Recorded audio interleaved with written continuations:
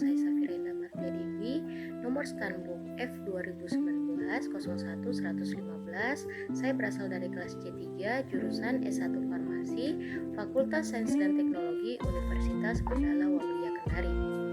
Pada kesempatan kali ini saya akan menjelaskan materi mata kuliah Farmakologi 2 dengan judul Anti Kanker. Langsung saja kita masuk ke pembahasan. Pada pembahasan kali ini yang akan saya bahas yaitu terdiri dari definisi, klasifikasi kanker, penyebab kanker, golongan obat anti kanker, dan mekanisme terjadinya kanker. Baik, yang pertama di sini definisi anti kanker. Anti kanker atau yang sering disebut obat sitostatika merupakan suatu obat yang digunakan untuk membunuh atau menghambat mekanisme proliferasi sel kanker. Selanjutnya definisi kanker. Kanker adalah tumor ganas di mana kanker merupakan salah satu jenis penyakit tidak menular yang masih menjadi penyebab kematian terbesar di dunia. Penyakit ini ditandai dengan adanya pertumbuhan pada sel tubuh yang tidak terkendali yang dapat merusak sel dan jaringan di sekitarnya, bahkan sering berakhir dengan kematian. Penyakit ini dapat terjadi pada semua usia. Insiden terjadinya kanker meningkat secara proporsional dengan bertambahnya usia. Selanjutnya kita masuk di klasifikasi kanker. Yang pertama, mioloma. Mioloma berkembang dalam sel plasma sumsum tulang. Pada kasus tertentu, sel mioloma berkumpul pada satu tulang dan membentuk tumor tunggal yang disebut plasmasitoma. Namun, pada kasus lain, sel mioloma menyebar pada beberapa bagian tulang, membentuk banyak tumor tulang. Kanker ini disebut dengan mioloma ganda. Yang kedua, sarkoma. Sarkoma adalah tumor ganas yang tumbuh pada jaringan ikat atau penyambung seperti tulang rawan, lemak, otot, tendon, dan tulang. Kanker ini biasanya terjadi pada orang dewasa muda. Contoh sarkoma yaitu osteosarkoma dan chondrosarkoma. Selanjutnya itu karsinoma.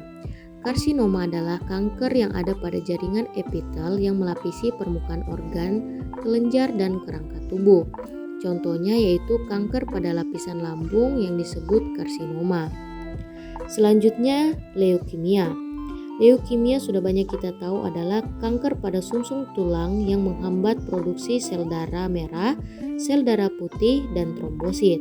Sel darah putih berguna untuk mengatasi infeksi, sel darah merah diperlukan untuk mencegah kekurangan darah atau anemia.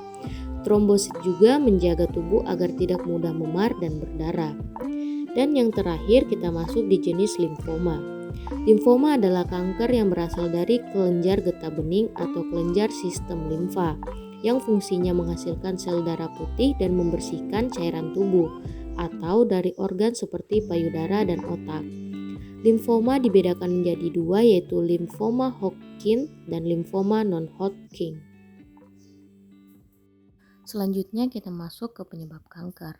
Apa saja sih penyebab kanker? Menurut buku Hallmark, penyebab kanker terdiri dari yang pertama itu kumpulan sel abnormal yang terbentuk sel-sel tumbuh secara terus-menerus. Yang kedua, gen supresor tumor. Yang ketiga, proto-onkogen. Yang keempat, kerugian sel supresor. Kelima, keuntungan fungsi mutase dari proton-onkogen. Keenam, generik. Ketujuh, lingkungan. Kedelapan, gaya hidup. Dan yang terakhir, karsinogen. Selanjutnya kita masuk di golongan obat anti kanker. Yang pertama, golongan pengalkilasi. Agen pengalkilasi merupakan salah satu golongan obat anti kanker yang bekerja dengan membentuk senyawa kationik yang diikuti pemecahan cincin membentuk ion karbonium reaktif. Ion ini bereaksi melalui reaksi alkilasi, membentuk ikatan kovalen dengan gugus pendonor elektron yang terdapat pada struktur asam amino. Reaksi ini membentuk cross-linking antara dua rangkaian DNA dan mencegah mitosis, sehingga proses pembentukan sel terganggu dan terjadi hambatan pertumbuhan sel kanker. Pada penelitian, obat golongan pengalkilasi yang digunakan antara lain seperti yang sudah saya tuliskan dalam PowerPoint.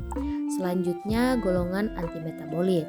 Golongan antimetabolit merupakan obat anti kanker yang bekerja menghambat enzim-enzim yang diperlukan untuk memproduksi basa yang menjadi bahan penyusun DNA. Untuk obat-obat yang biasa digunakan, obat golongan metabolit, saya sudah tuliskan di dalam PPT.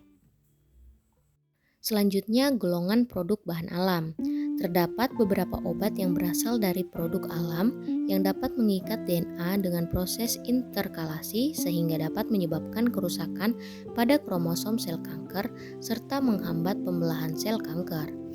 Contoh obat yang terdapat dari bahan alam saya sudah sebutkan di dalam PowerPoint.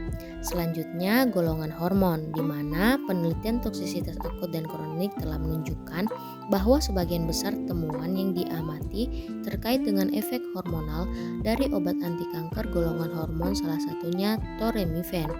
Toremifen berguna dalam mengobati kanker payudara. Seiring dengan kemajuan di bidang kedokteran, terdapat beberapa penelitian yang menyebutkan bahwa penggunaan Toremifen dalam jangka waktu lama dapat berpotensi menyebabkan kanker endometrium sekunder pada wanita serta pada tikus dapat menyebabkan hepatokarsinoma. Oleh karena itu, International Agency for Research on Cancer mengklarifikasikan Toremifen ke dalam kelas 3 penyebab karsinogen.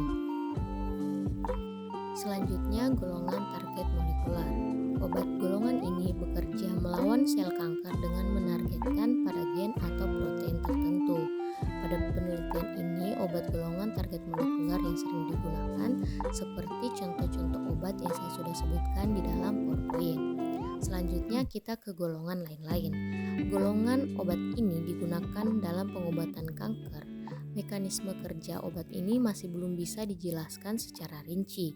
Akan tetapi, obat golongan ini sudah lama digunakan dan terbukti dapat mengobati kanker selama beberapa dekade ini.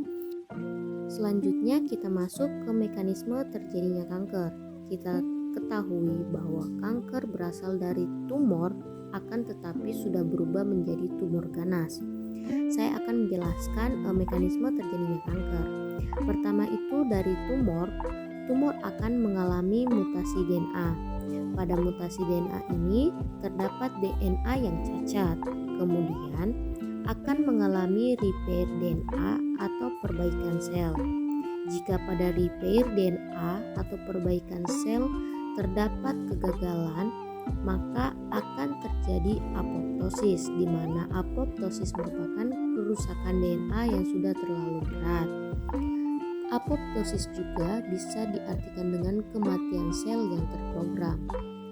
Selanjutnya, jika tubuh tidak mampu, maka akan menghasilkan DNA yang cacat. DNA yang cacat tersebut selanjutnya akan bermutasi secara terus-menerus. Jika sudah bermutasi secara terus-menerus, DNA atau sel tersebut juga akan berubah menjadi malignan atau sel yang ganas atau biasa disebut tumor ganas atau kanker. Itulah tadi mekanisme terjadinya kanker berdasarkan struktur yang sudah saya tampilkan pada PowerPoint. Baik, itulah tadi penjelasan saya mengenai anti kanker. Lebih dan kurangnya mohon dimaafkan. Wabillahi taufik walhidayah. Wassalamualaikum warahmatullahi wabarakatuh.